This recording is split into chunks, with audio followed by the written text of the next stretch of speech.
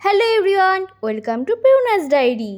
সেদিন ছিল শিবরাত্রি, তাই সব বন্ধুরা মিলে আমরা চলে গেলাম এই বাঁশের ব্রিজটি পেরিয়ে একটি সুন্দর মন্দিরে।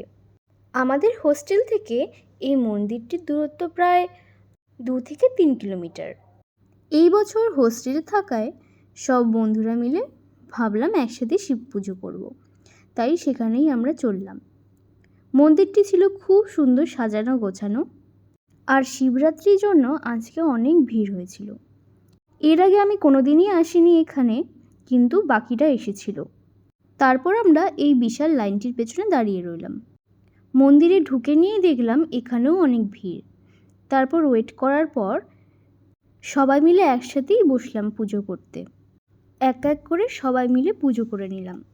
তারপর আমরা পুজো দিয়ে সবাই মিলে বেরিয়ে গেলাম মন্দিরের সামনে মোমবাতি আর ধূপ জ্বালাতে। তারপর ধূপ নিয়ে সবাই মিলে 3বার মন্দির প্রদক্ষিণ করলাম। এরপর এক এক করে সবাই ধূপ জ্বালালো। ওখানে ধূপ রাখার একটি ব্যবস্থা ছিল, সেখানেই সবাই ধূপগুলোকে রাখছিল। এখানকার কালী মন্দিরটিও খুব সুন্দর। এরপর এখানে দেখতে পেলাম যে এখানে প্রসাদ দিচ্ছে, তো আমার বন্ধুরা সব প্রসাদ নিল আর আমরা এখানে একটু ভিডিও করে নিলাম। তারপরে এই বাঁশের ব্রিজটি পেরিয়ে চলে আসলাম হোস্টেলে। হোস্টেলে একটি ছোট্ট আয়োজন করেছিলাম আমি আর আমার রুমমেট মিলে। আগের বছরই এনেছিলাম এই শিব ঠাকুরটি বাড়ি থেকে। দুজনে মিলে প্রহরে প্রহরে জল ঢাল, যতটুকু পেরেছি ততটুকু করেছি। তারপর আমরা রাতে সাবু খেয়ে নিয়েছিলাম। আজকের জন্য এইটুকুই, আবার দেখা হবে নেক্সট মিনি ব্লগে।